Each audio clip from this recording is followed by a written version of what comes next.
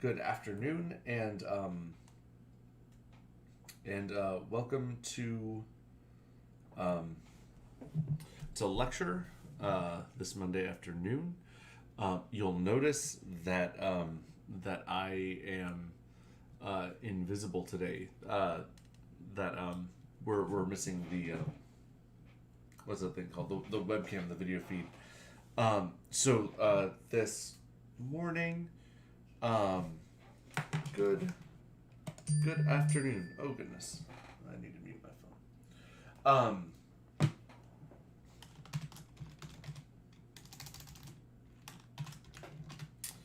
Um, so yeah, this morning, I had have a family member who is in crisis, and I don't want to go into it more than that, but it's been a rough morning, and the reason why there's no webcam today is totally vain on my end. It's because my eyes are puffy because it's been an emotional morning. So, anyways, that's why it's not there. Don't worry, it's not a technical malfunction. Um, it's just I couldn't take my face being out there. So, I'm okay. Everyone is okay. It's just been a little rough. So, anyways, that's about all I want to say about that, and I would much rather spend some time talking about calorimetry. All right, so this is the last slide that we covered on Wednesday's lecture. We had introduced, actually, before we go there, we had introduced um, uh, the concept and the notion of um, thermal thermal energy transfer. Um, Tyrese, thank you, and Kate, thank you. I appreciate your kind words. So we had talked about thermal energy transfer, um, which is represented by you guys are awesome. Thank you. By the symbol Q is the symbol for thermal energy transfer, and we learned the equation that the amount of thermal energy transferred between system and surroundings is equal to the mass times the specific heat capacity times the change in temperature. And delta T, change in temperature, we learned that any delta that we encounter, we can apply this equation to, that a change in is the difference between the final state and the initial state. So even though temperature and energy are different quantities because they have different units, they are related. And so um, the thermal energy change will correlate with the temperature change. And we had done a softball problem using this equation, but the problem that I had up on the slide just a moment ago, and here it is again. This is kind of the next level type of analysis. This is what I would call exam caliber, as like a challenging problem. All right, and so I left lecture on a cliffhanger. Said give this a try over the weekend. I realized that probably many, if not all of you, might have taken a stab at it because you had bigger things on your plate this weekend. There was an exam that went down, which, by the way, closes tonight, as it says in the schedule in the syllabus. So I don't have averages or anything for you, but I'll have all that information on Wednesday.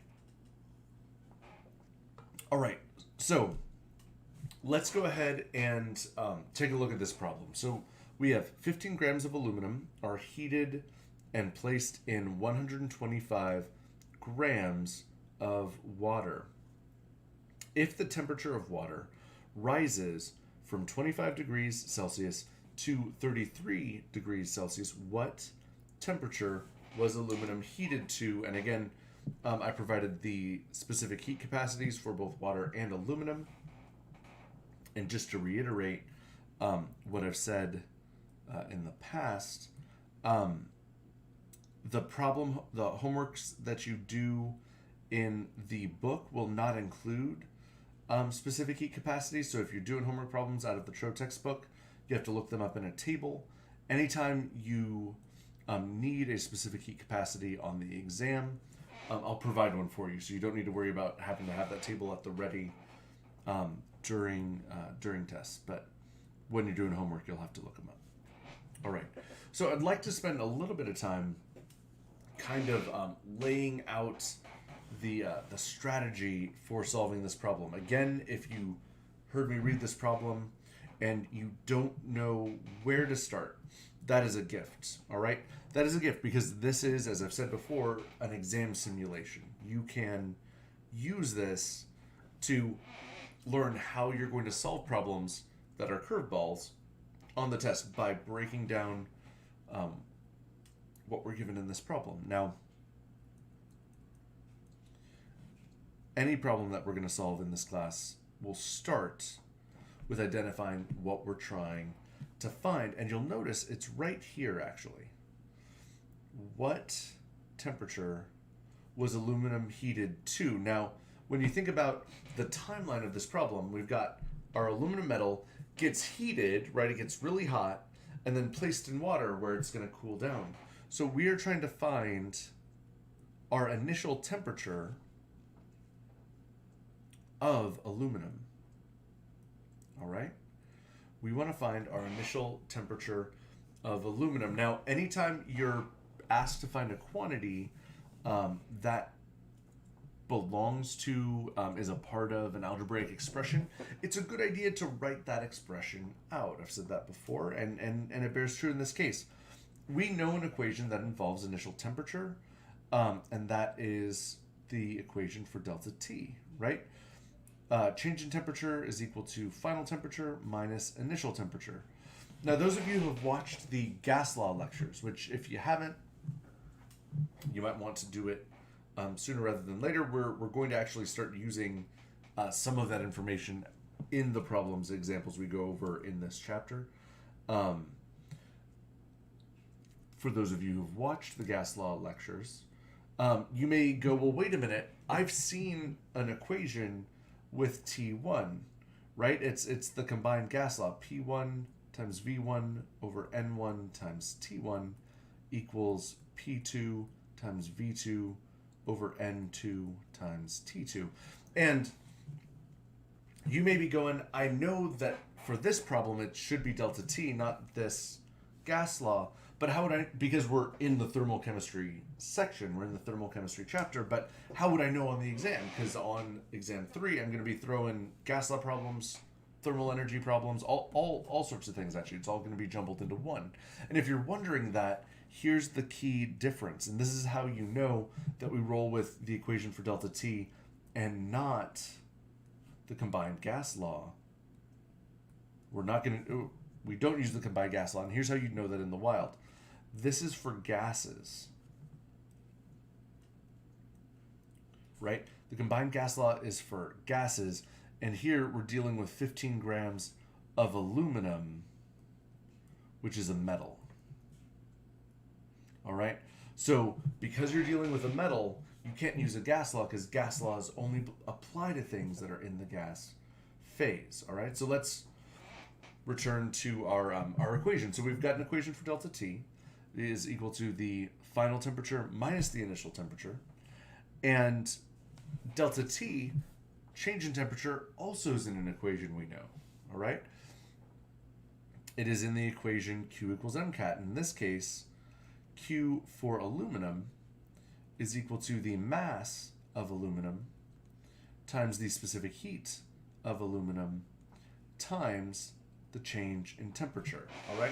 It's just a good idea to write out all your algebraic expressions because as we start listing out what we're given, it will help us kind of find our way to the answer. So let's now move on to that phase. Let's list out what we're given and then see how all these puzzle pieces connect together.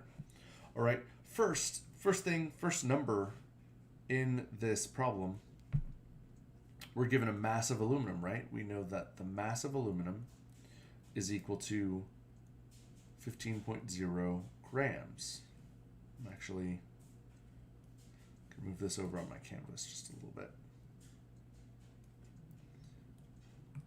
So we know our mass of aluminum right out of the gate. All right, we're told that it's heated. We don't know at what temperature, right? That's what we're trying to find. And we're told it's placed in 125 milligrams of water. 125.0. So we actually know our mass of water. All right, and I'm just writing it down. Okay, I'm writing it down because it's all given information. We'll see how it connects. We're told the temperature of the water rises from 25 to 33. So the initial temperature of water is 25.0 degrees Celsius. Oh, sorry, I need to put H2O by this guy.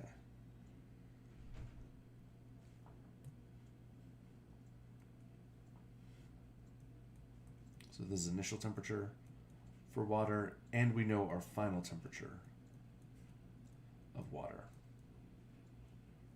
So 25.0 degrees Celsius, 33.0 degrees C. Kate, great question. So Kate just asked, are we trying to find T2, our second temperature? And we're not, because if you look at it,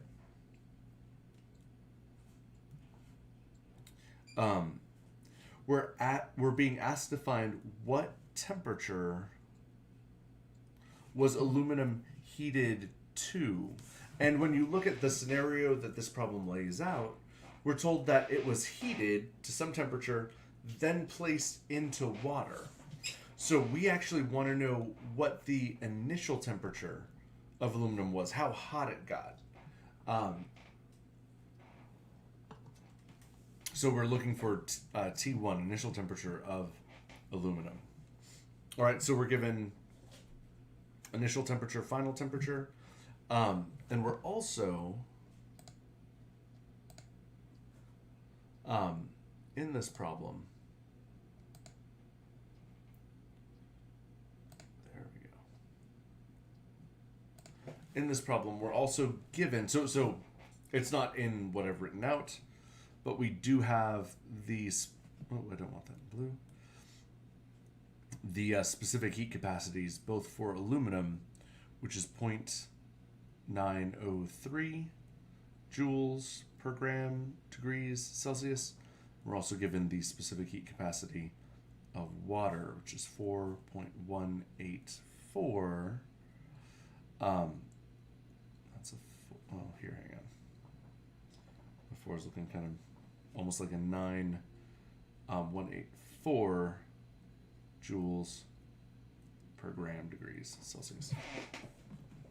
All right, now that is all of our given information. All right, that is all we have. Well, almost all we have. There's actually, we've actually also been given the final temperature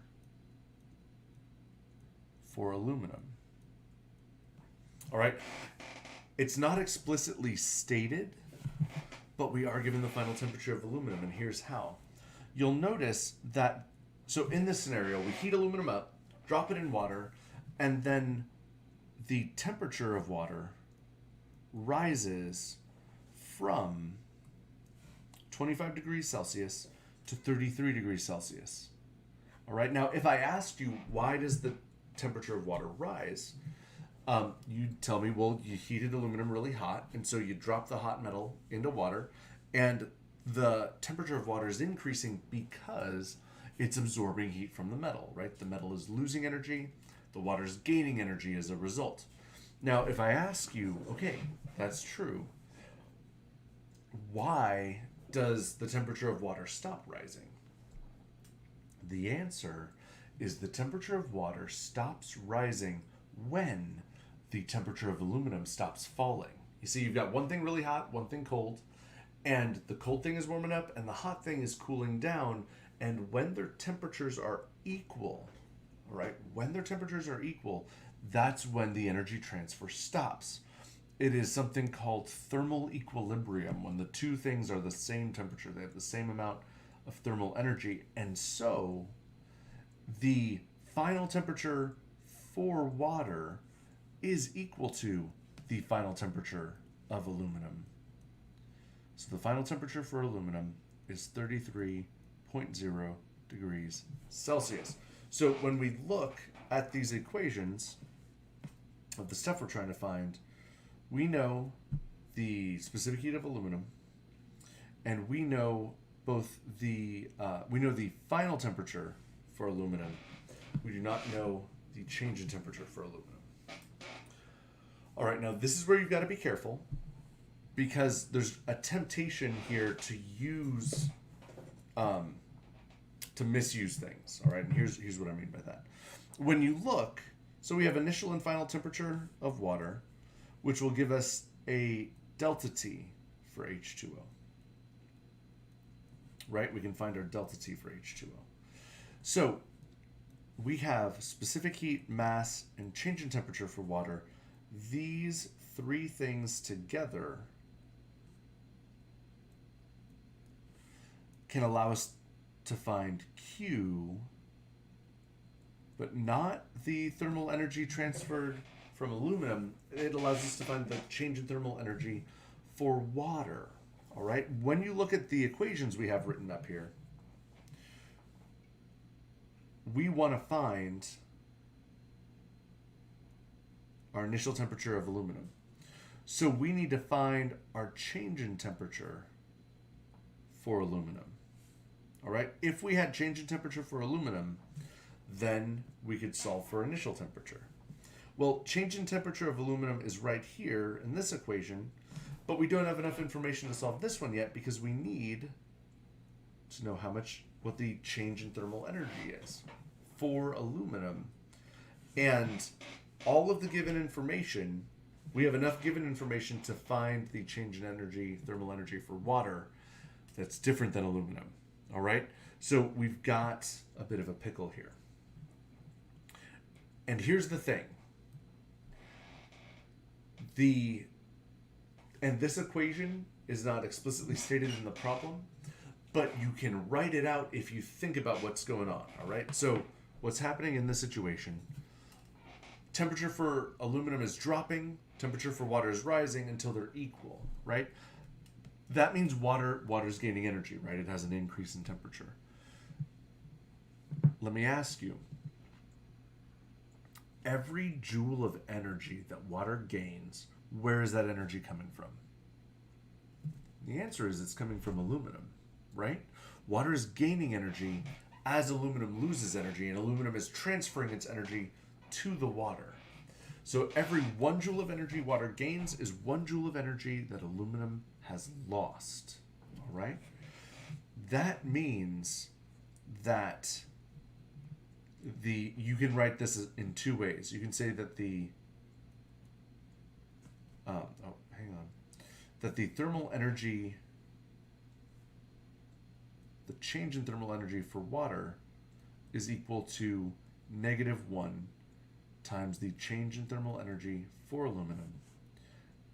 Or you could write this, that the change in thermal energy for aluminum is equal to -1 times the change in the thermal energy for water. All right, and the reason why this is because we know when you gain energy, Q is positive. When you lose energy, Q is negative. So water's gaining energy, it's a positive quantity. Aluminum's losing energy, it's a negative quantity, and they're gaining/losing the same amount of energy, but with opposite signs. And so that's why you multiply by -1 here or here. And either equation will work. With these equations in hand, we can now take our Q of energy, our change in energy for water, use it to find the change in energy for aluminum. That'll give us our delta T, and that will give us our initial temperature. All right, so that is the roadmap to solving this problem. let's go ahead and now hit this algebraically step by step. Oops. All right. So first, we need to know what the thermal energy for water is going to be, and that will have to start with a calculation for the change in temperature for water, which is 33.0 degrees Celsius, which is our final temperature, minus the initial temperature for water, 25.0 degrees C. Now, 33.0 minus 25.0, you punch that into your calculator, it'll tell you the answer is 8, but we need correct sig figs. We did subtraction, so we look at the last significant digit in the number and make sure that our answer reflects the least precise. In this case, they have the same precision, right? These two numbers have their last significant digit in the first decimal place, and so does our answer, so no rounding is needed. Now that we have our change in temperature for water, we can use Q equals MCAT to find the change in thermal energy for water, and we have a mass of 125.0 grams.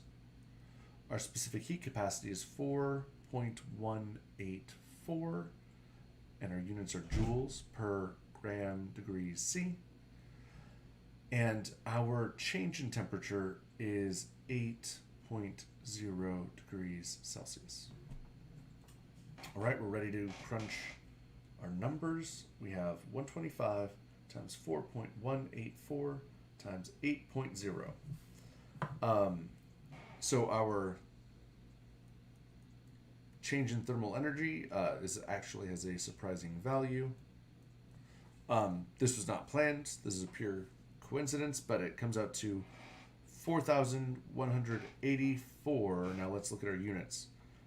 Grams cancel, and degrees Celsius cancels, so our units are simply joules. All right, now sig figs wise, we're actually limited by our change in temperature. We can only have 2 sig figs. We wait to round till the end. But I'm going to put these 2 lines here to remind myself that our change in thermal energy for water has 2 sig figs. Now that we know the change in thermal energy for water, we can find our change in thermal energy for aluminum, because it's the same amount of energy gained by water as the amount of energy lost by aluminum. So the change in thermal energy for aluminum is negative 4,184 joules. And again, this number has 2 sig figs. All right, now we can, I'm just gonna draw a line right here, divide up the page. We can now use Q equals MCAT for aluminum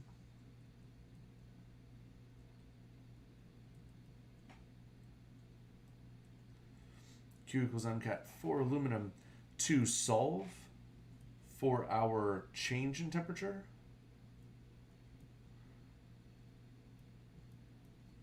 So divide both sides by the mass of aluminum times its specific heat capacity.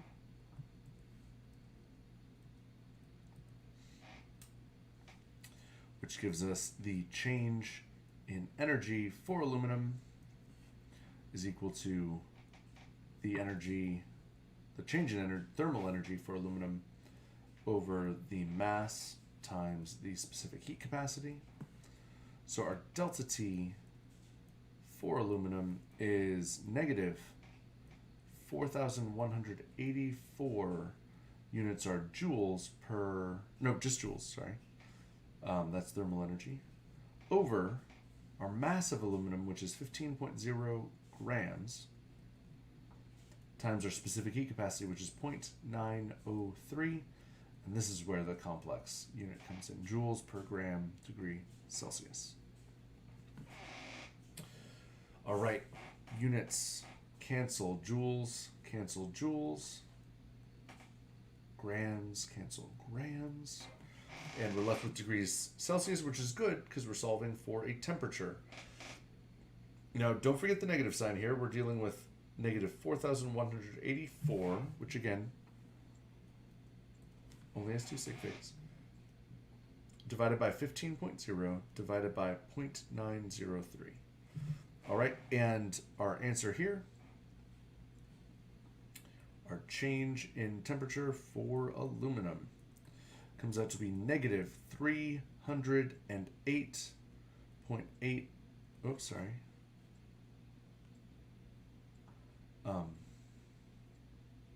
There it is. 0.896 degrees Celsius. I'm waiting to round till the end. I stopped there because I ran out of page. But I'm going to put these two lines here to remind myself that because we used this number in our numerator, our answer can only have two sig figs. All right. Now, we're not quite done because we wanted to know the initial temperature of aluminum. And to do that, we have to use the equation for the change in temperature of aluminum. Change in temperature is final minus initial. And again, we're solving for initial here. So we need to isolate it on one side of this equation. So I'm going to subtract my final temperature of aluminum from both sides.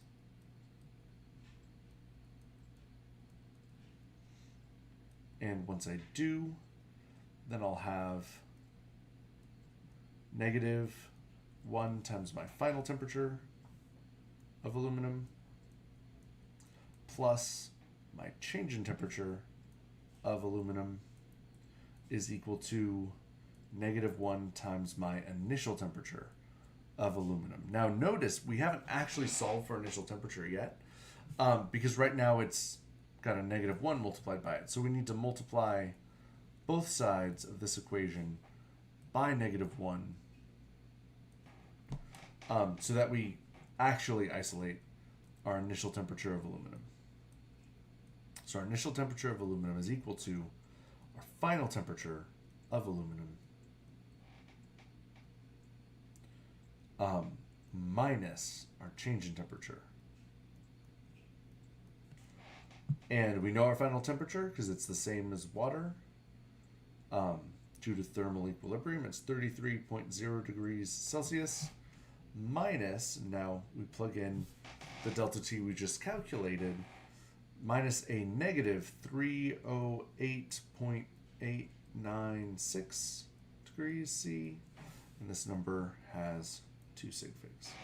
So negative and negative, negative times a negative makes it a positive. We have an initial temperature of aluminum is equal to, let's see, so we got to make that positive, plus 33.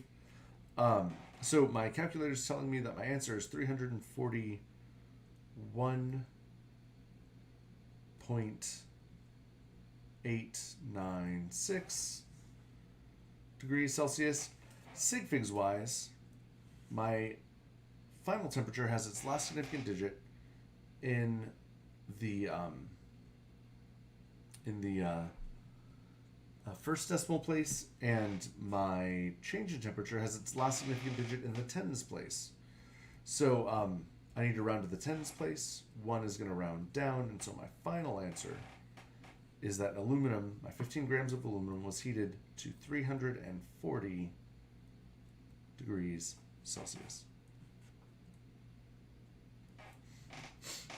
All right, and that is how you solve that mammoth problem.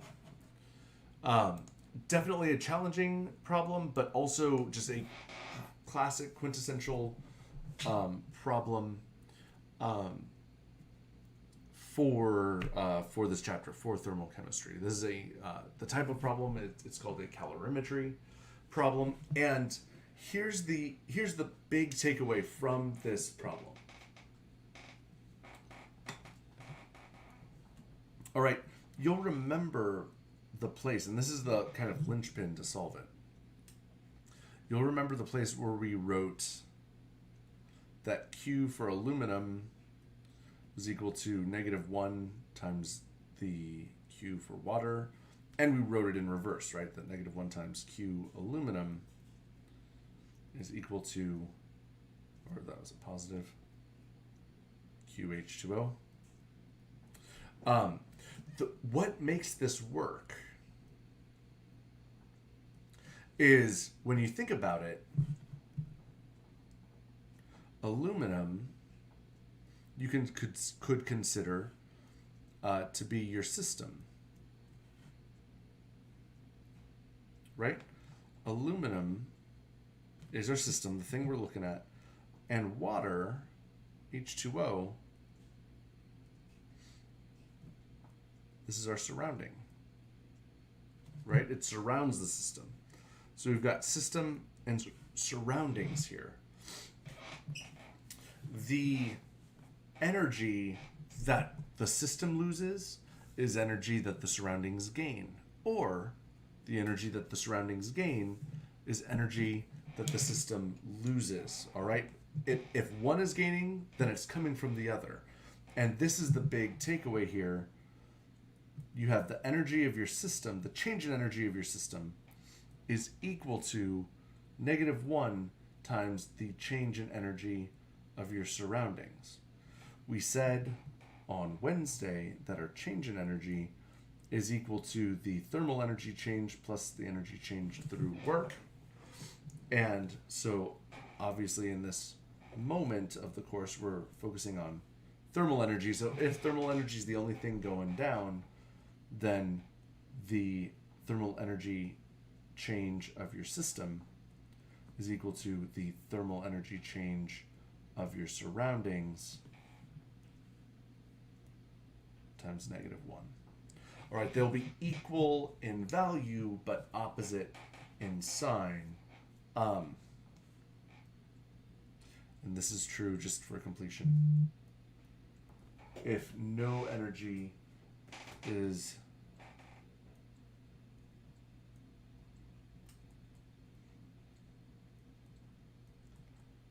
gained or lost through work.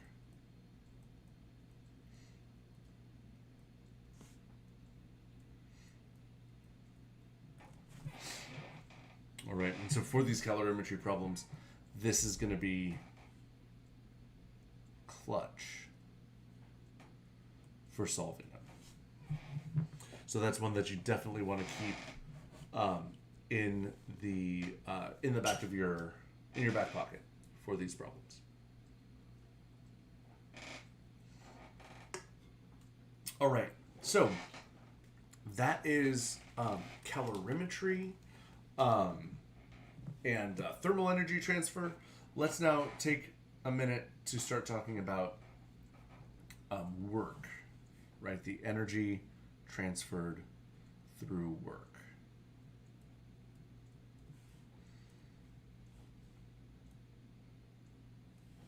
Right? Now this one, work, is a little more abstract than thermal energy transfer. Heat transfer, thermal energy transfer, is something that we all have an intuitive feel for because we've all picked up a warm cup of coffee and, taken a sip and felt the heat kind of warming up our bodies. We have an innate sense. We've all stepped in out of a hot summer day into an air-conditioned house and just gone, right? Thermal energy transfer we are very familiar with. Work is a little more abstract. Those of you with physics in your background will probably be more comfortable with this discussion. And again, here, let's talk a little bit about work. All right. If you were to ask your resident physicist or your local physics textbook what work is, it or they, him or her, or whatever, however they choose to be addressed, would tell you. I don't know the gender of a physics textbook. That's why I said they, but I don't want to presume either. So, work is equal to a force applied over a distance.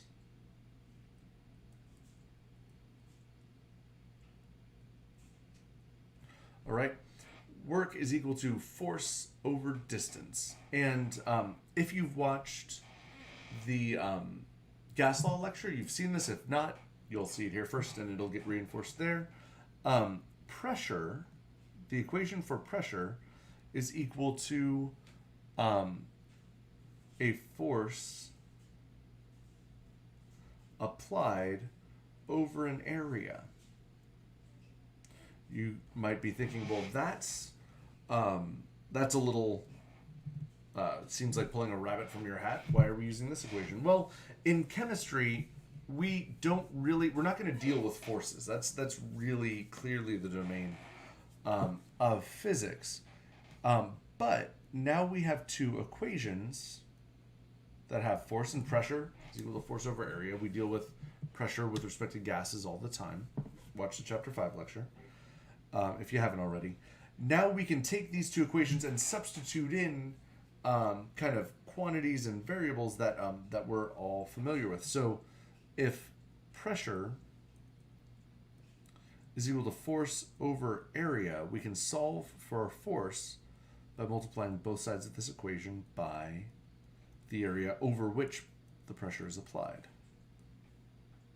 Right? So we get a new equation where force, whoops, sorry, I don't want that in blue.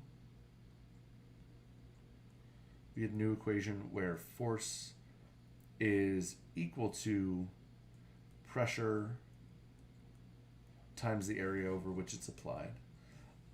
And we have an equation for work where work is equal to force times distance. Right?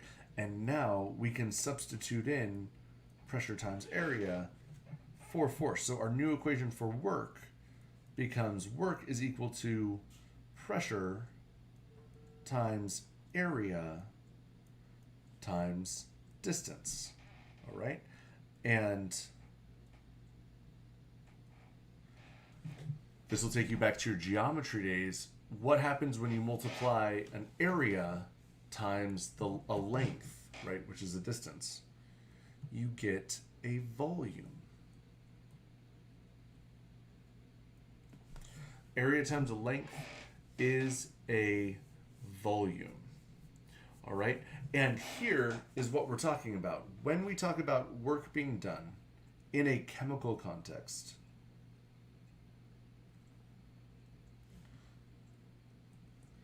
we say that energy is transferred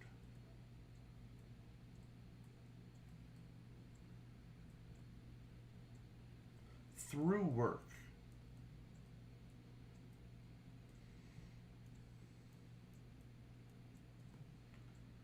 when a sample of gas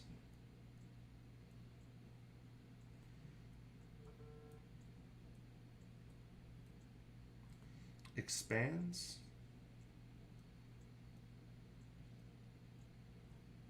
or contracts.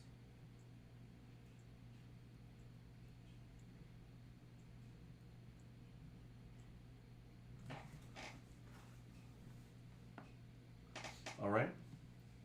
Energy is done through work when a sample of gas expands or contracts. All right.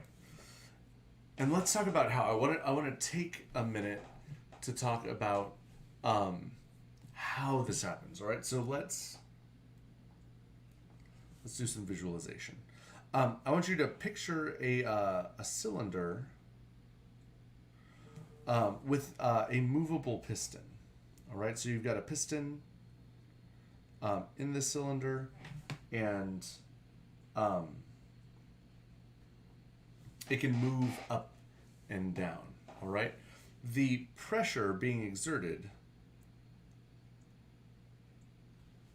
Well, actually, I'm gonna hold off till I get there. So I want you to imagine this piston is going to be compressed. All right, so you've got your gas and you're going to push this piston down and compress it. All right, now the distance that the piston travels, so this is the initial, this is the final.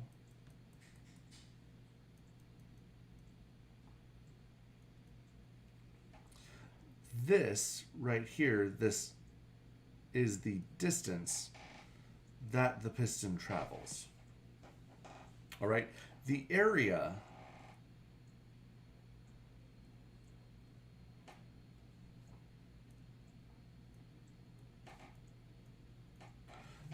is that surface area of the piston's face that's pressing down against the gas. All right. Now in this case, so if this is the initial state right here, and this is the final,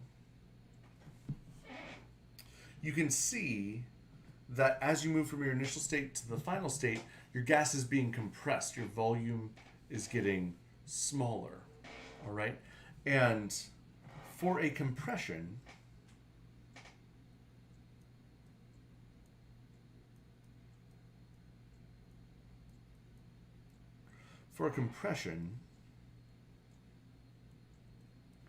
the surroundings do work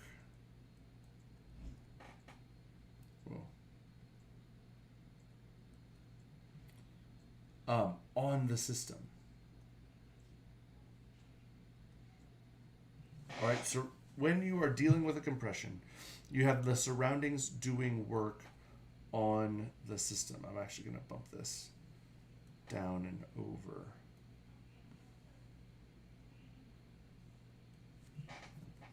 All right. So we're compressing this gas. The surroundings do work on the system. That means that the system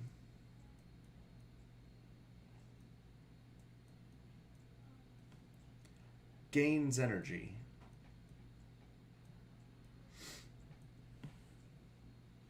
which is another way of saying that the energy transferred through work will be positive, right? When you're gaining energy, your change in energy is positive. When you're losing energy, your change in energy is negative, all right? Now, the equation for the energy transferred through work is work is equal to -1 times the constant pressure times the change in volume, all right? Now, you may be wondering where that -1 comes from. Well, think about it. When your gas is undergoing a compression, your change in volume is we're experiencing a change in volume of our gas. Is the change in volume positive or negative? You can see if it's getting compressed, the change in volume is negative, all right? And if you plug this in to your equation, work is equal to -1 times P times V.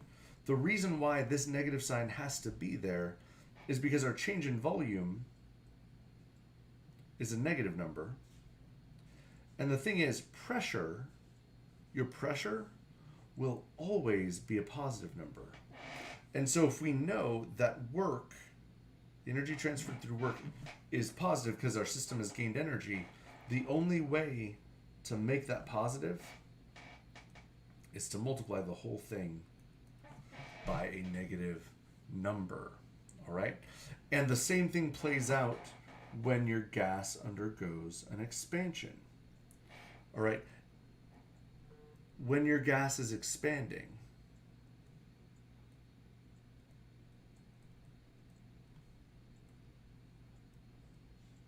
all right, when your gas is expanding, your system does work on its surroundings. All right? The system does work on the surroundings. That means that your system loses energy.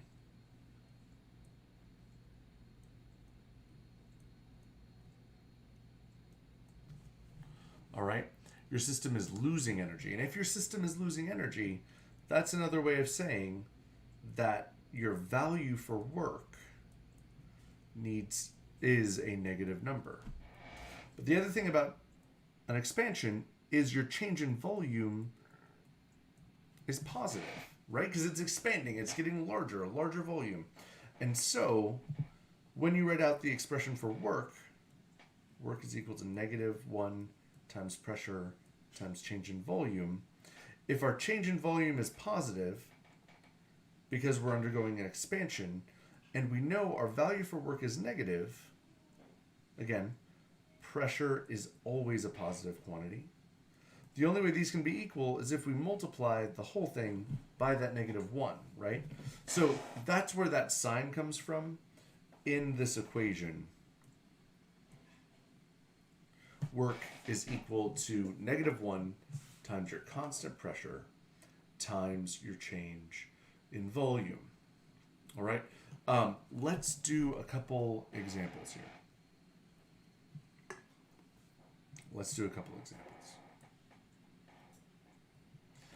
Starting off kind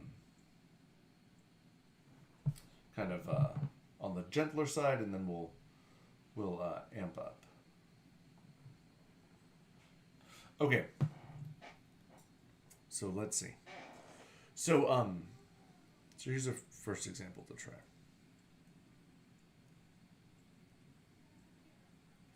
Let's see. Let's calculate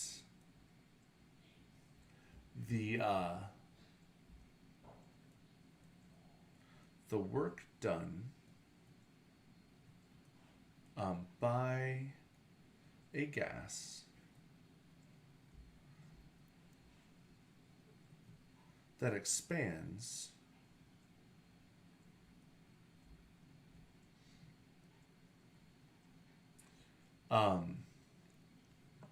by 12.0 liters under 1.002 atmospheres in joules.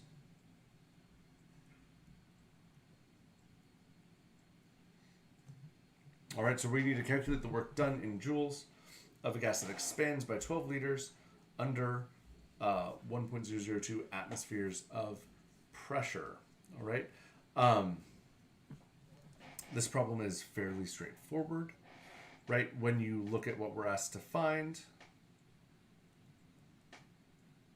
or what we're asked to FID, I guess. When you look at what we're asked to find, we're asked to find work. We know that work is part of an equation. Work equals negative pressure times our change in volume. And we're given two very useful things if we're solving this problem. We're given both pressure, 1.002 atmospheres, and we're actually given our change in volume. We could have been given initial and final, but we're given our change. Change in volume is 12.0 liters, and we know it's positive because we are expanding. So that's how we know the sign. If the gas was compressed by 12 liters, it would be a negative 12, but it's expanding, so it's positive. So we got pressure, we got volume. Let's solve this thing. Work is equal to negative 1 times our pressure, which is 1.002 atmospheres, times 12.0 liters. And when we multiply these two together,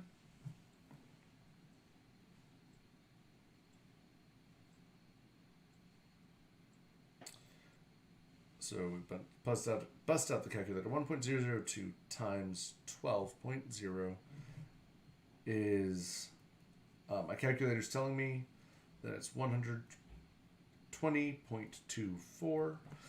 Now, here's where it's really easy to make a mistake. And this is a very common mistake, which is why I want to draw attention to it. You'll notice that I asked you to find the work done in joules. It's really easy to get this number and then just write a J for the units at the end. But that would be incorrect. Look at the units that you have. You have atmospheres times liters. All right? That is a different unit than joule. We actually need to use a unit conversion to convert from liter atmospheres to joules, all right? And that unit conversion is 101.3 joules equal to 1 liter atmosphere. That is not a precise unit conversion. Also, we need to keep track of our sig figs here. We're limited to 3, so I'm going to put 3 marks there to remind myself to round to 3 at the end. But now I need to do a conversion to get my quantity of energy from liter atmospheres to joules. So I'm going to put liter atmospheres in my denominator and joules in my numerator. All right, 1 liter atmosphere is 101.3 joules.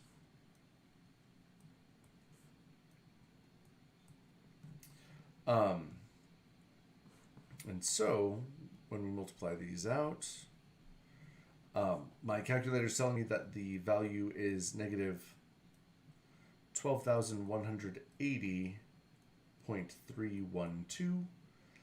Units are joules. I can only keep 3 sig figs. So my final answer, because 8 is going to round up, will be negative 12,200 joules. All right, a fairly straightforward problem.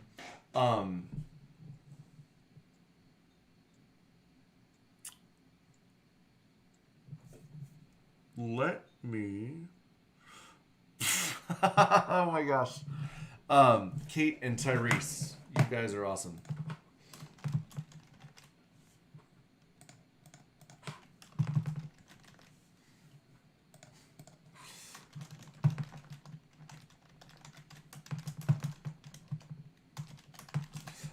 I am totally off here.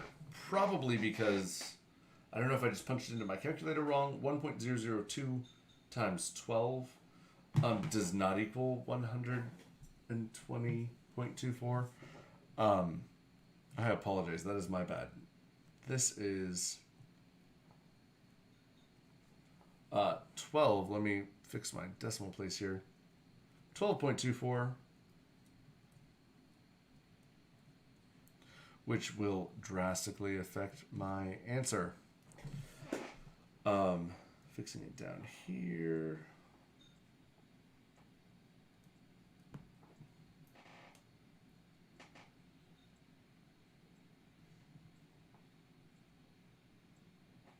Yeah, totally. So this will be, again, shifting around my decimal. That 8 rounding business still works out okay.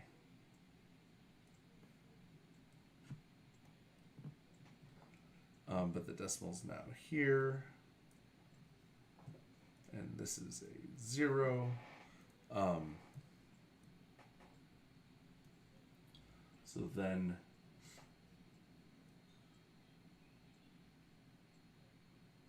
our final answer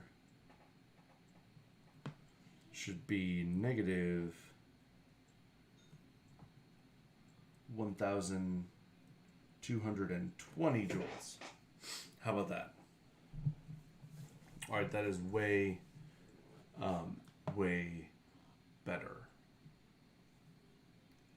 Okay, so that's kind of like an introductory example that you'd see involving work. Let's do another.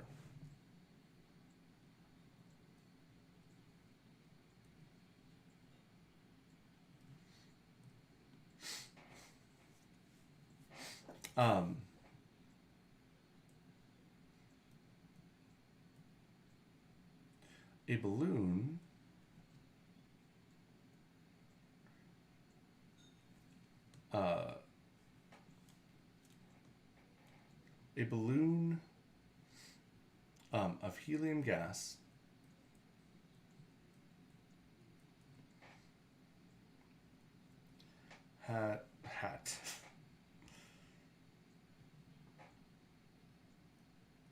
has a volume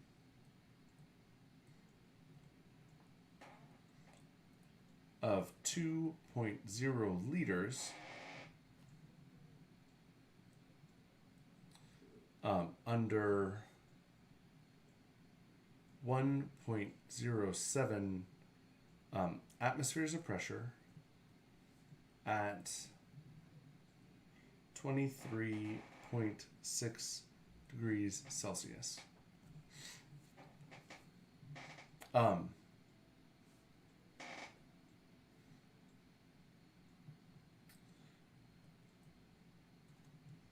The balloon rises to an altitude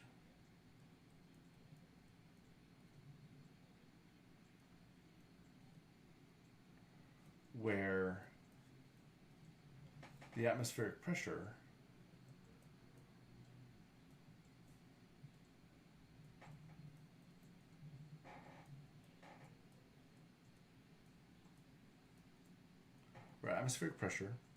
is 0.79 atmospheres, and the temperature is 19.0 degrees Celsius. All right, we're going to have a couple parts.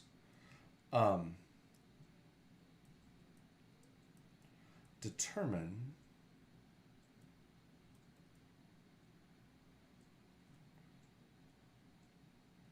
the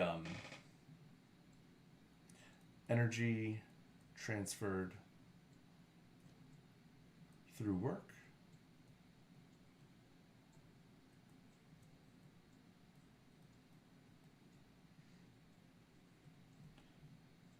B,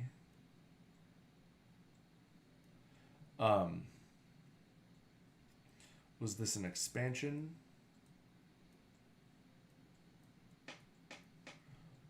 or compression?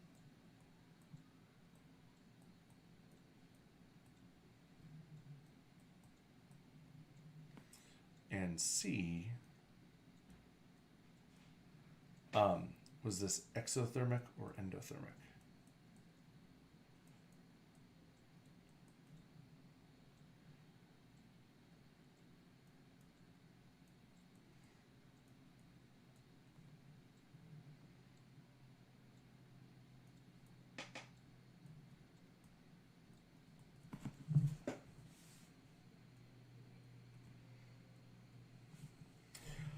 Okay, and actually, sorry, I forgot one piece of info.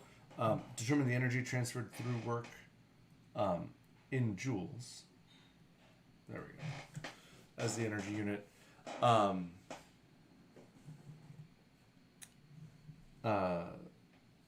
There. Now this problem's ready to be tackled. All right, so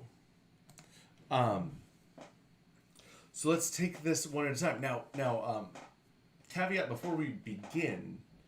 I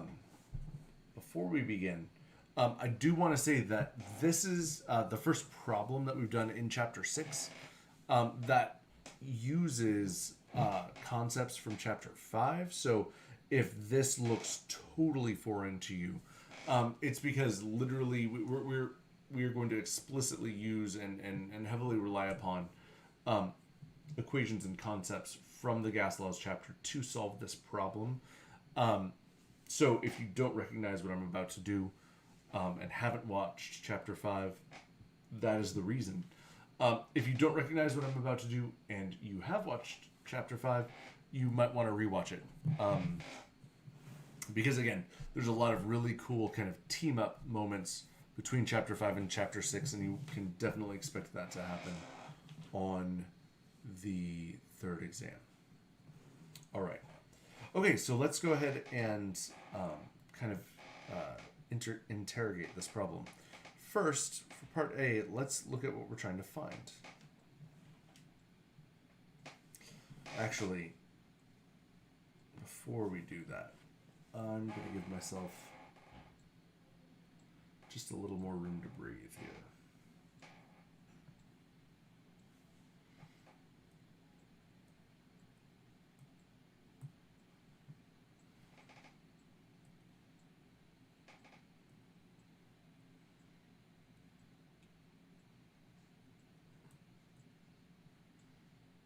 Hang on. There we go. So we don't need B and C on the board at the moment.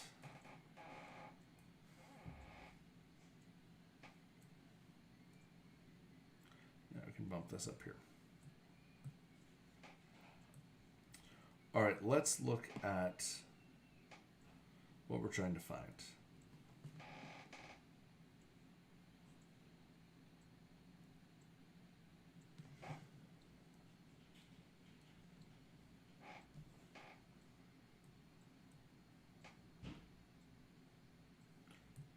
Hang on. All right, there we go. Pen functionality is back. We are trying to find the energy done through work, right? And so anytime you're trying to find something that belongs in a chemical equation, you want to write that equation out. Work is equal to -1 times a constant pressure times your change. Ah, snap. Hang on, I just realized. I realize there's a problem in this problem. Pressure has to be constant. So I need to alter the problem that I wrote.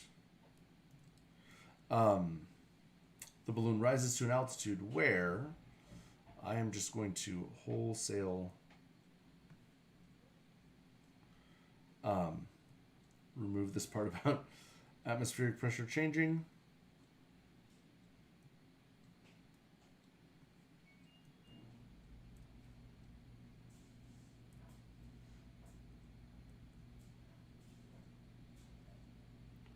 Where the temperature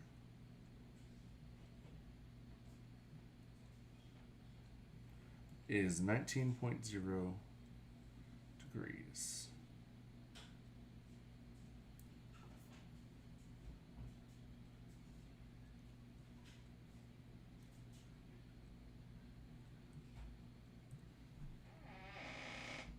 All right. Okay. Now we can solve this problem.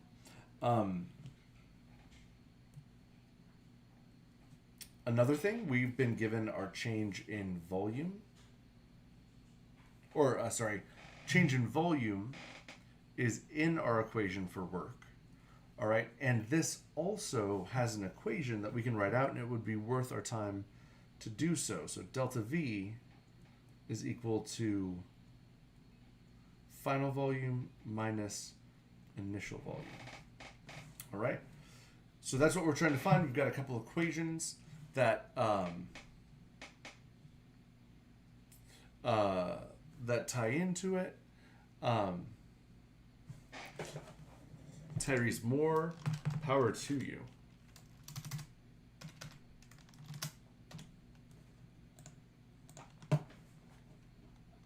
I like that take the bull by the horns mentality. All right. Let's kind of list out what we have been given. So in this problem, we've been given an initial volume, right? We're told that initially this balloon of helium has a volume of 2.0 liters. We're told what the pressure is initially, 1.07 atmospheres. And we're told the temperature, 23.6 degrees Celsius.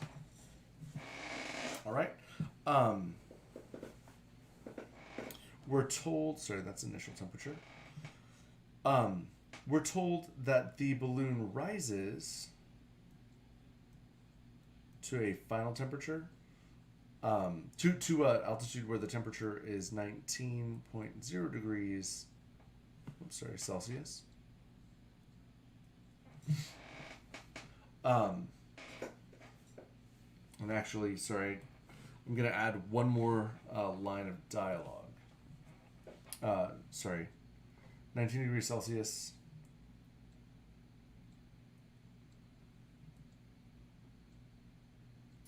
And pressure is the same. Period. The balloon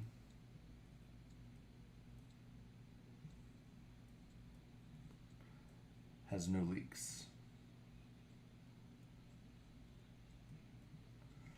All right, you may be wondering, why is he adding that last bit of nonsense to this situation? Here's the reason. This tells you if the balloon has no leaks, then it tells you that the initial number of moles in the balloon is equal to the final number of moles in the balloon. All right. We're also told our final temperature is the same as our final pressure is the same as our initial. All right, now that is all the information given. One thing you'll notice is that so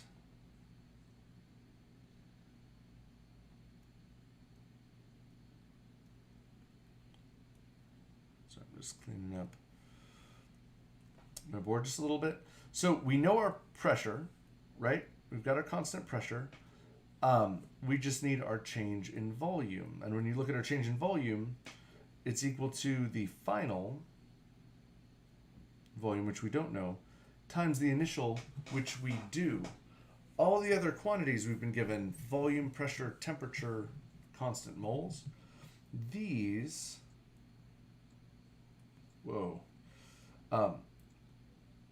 these are all connected through the combined gas law, which is P1 times V1 over N1 times T1 is equal to P2 times V2 over N2 times T2. And if you look at this problem, we're given initial and final temperature. Our moles are constant, so they cancel because they're the same. Pressure is constant, so it cancels. And we know our initial volume, which means we know enough to solve for a final volume. We plug it in to get our change, and then we plug our change in to get our energy done through work. All right, so let's, speaking of work, let's go ahead and hop to it.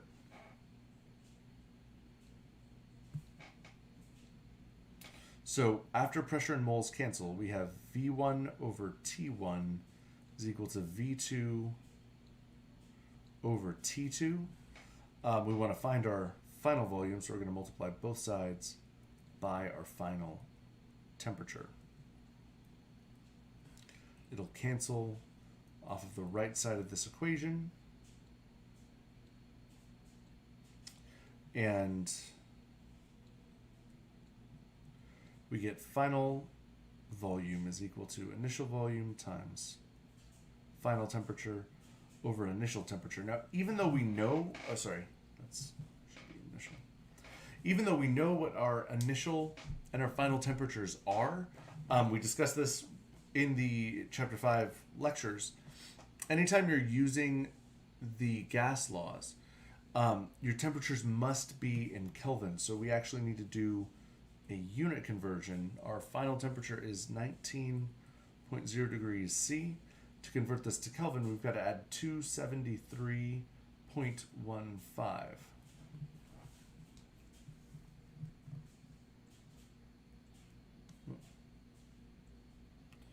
So 19 plus 273.15 is 292.15 Kelvin.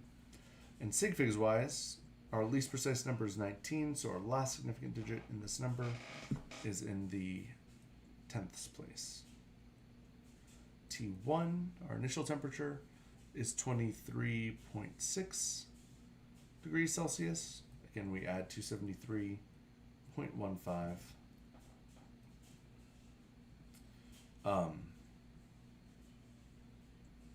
To convert this to Kelvin, that comes out to 296.75. Same sig fig situation. Now that we've converted to Kelvin, we can solve for V2. So our initial volume, 2.0 liters, times our final temperature, 292.15 K, over our initial temperature, 296.75 Kelvin. Both of these numbers have their last significant digit in the 10th place. You'll notice that Kelvin cancels with Kelvin. That's one of the harder things to remember too, because if you plug them in with Celsius, the Celsius will cancel. So this is one instance where unit conversions won't catch that mistake for you. So you got to remember that on your own. So we've got 2.0 times 292.15 divided by 296.75. So our volume, lame. Well, let's do this with, this is what happens when, so this example problem, I made it up off the top of my head. I'm going to add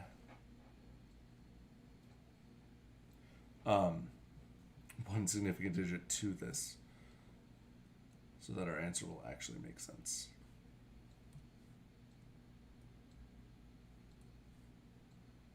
Oh, come on, Photoshop. There we go. Thank goodness. I'm going to add 2.00 liters so that we actually get a meaningful answer when we're out the other end. So that would make this 197 liters. All right. Now we can calculate our change in volume. Is final 1.97 liters minus initial 2.00 liters. When you take this difference, our delta V comes out to be negative 0.03 liters. Now we can calculate work, because work will be negative 1 times our pressure, which I believe is 1.07, yeah, atmospheres, times our delta V, negative 0.03 liters.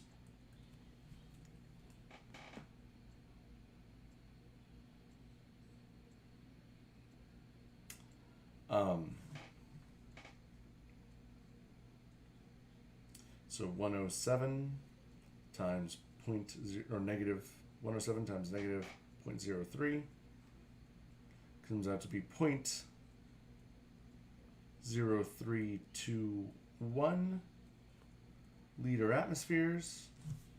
The last step, so we need to convert this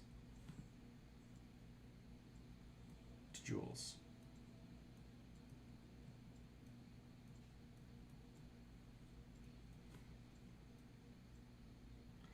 And 1 liter atmosphere, as we saw in the previous example, is 101.3 joules.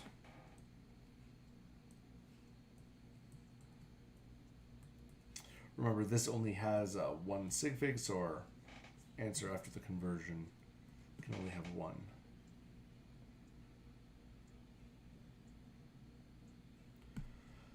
So this comes out to be 3.2517, so I'm just going to leave it as 3 joules. And you'll notice this is a positive 3 joules. So to answer part B, you can see that your change in volume was negative, so the balloon was compressed. This was a compression. You can see that your value for work was positive, which means that this is endothermic.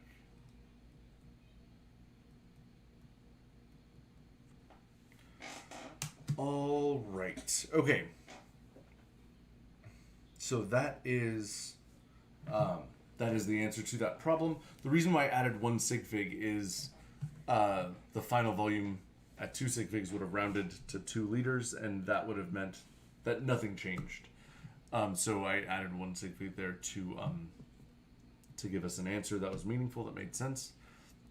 And you don't have to worry about that happening on an exam, because those problems I do before throwing up there. Those are carefully vetted problems for the context. Okay, we're gonna go ahead and pause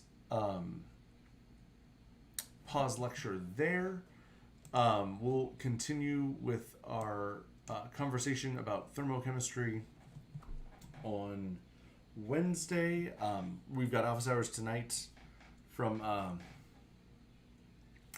7 to 10 as usual. So I will see some of you tonight, and the rest of you in lecture